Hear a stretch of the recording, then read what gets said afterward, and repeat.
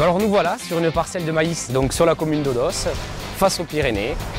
J'étais en train de travailler sur cette parcelle à épandre de l'azote.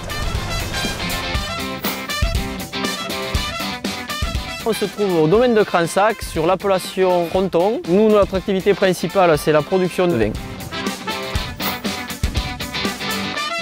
Allez, on y va. Je suis au milieu des vaches matin et soir. C'est assez varié vu qu'on est en polyculture élevage. On fait du veau sous la mer. Et je m'occupe de faire téter matin et soir les veaux en salle de tété. Là, je suis en train de réaliser le paillage de la serre pour que les canards puissent dormir au sec et confortablement.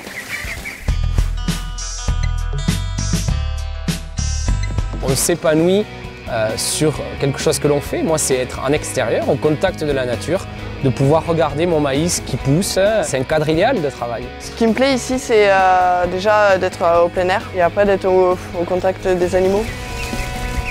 On a choisi ce métier-là pour être au contact du végétal, pour être au grand air. Toi, tu vas pas te laisser faire. T'es une coquine. Tu viens, Blondie? Bien. J'ai toujours voulu être agricultrice, au contact avec les animaux, être dehors, vivre avec le temps. Et c'est tellement varié que c'est le pied.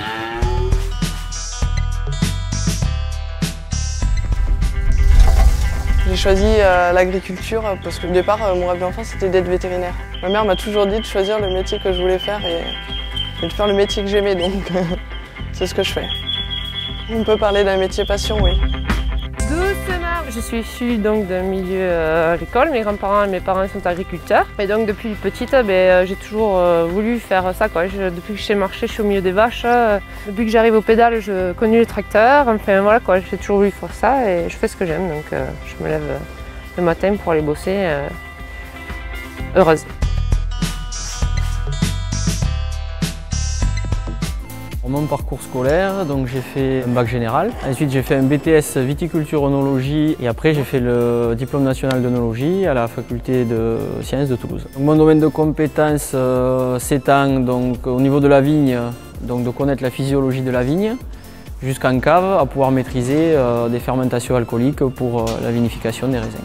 Tous les ans, effectivement, on peut être amené à résoudre des problèmes qui peuvent survenir. Donc on est toujours obligé de se remettre un petit peu en question et de se tenir informé des nouvelles techniques, des nouveaux moyens pour résoudre justement tous ces problèmes. Mon parcours scolaire est des plus classiques, donc je suis parti faire un BTS analyse et conduite des systèmes d'exploitation, car je pensais que c'était, et je pense toujours que c'était essentiel aujourd'hui de gérer son entreprise par la production, mais aussi par tout l'aspect gestion d'entreprise.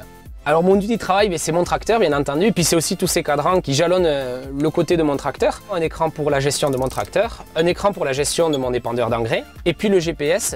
Finalement, de combiner tous ces outils-là me permet de faire une agriculture de précision qui est respectueuse de l'environnement.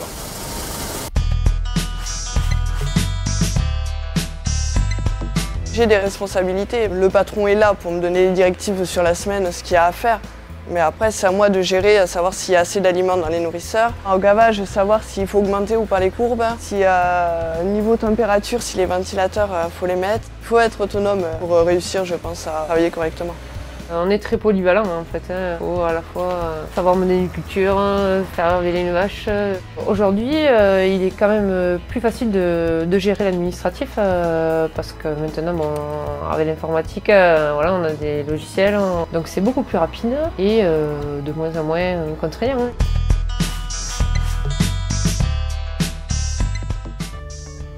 Mais la finalité, on l'a là, c'est d'avoir réussi à produire un vin de qualité qui plaise aux consommateurs. On est sur un côté épicé. Le vin ici, essentiellement, est vendu sur la région toulousaine et montalbanaise.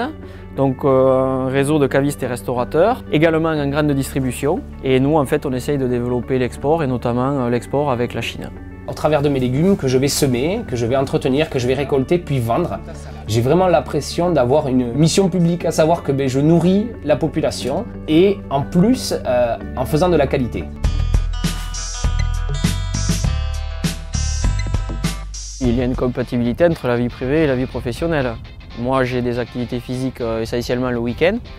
Donc du vélo, de la course à pied, de la moto. J'arrive à prendre du temps pour moi pendant les week-ends de repos à faire sortir, aller au cinéma, aller chez des amis. Je pense qu'il aurait été triste que je ne puisse pas arriver à avoir une vie privée avec un enfant, une maison, une famille, tout ce que tout un chacun finalement espère dans sa vie, quoi. Il est possible, oui, de partir en vacances en étant agricultrice, heureusement.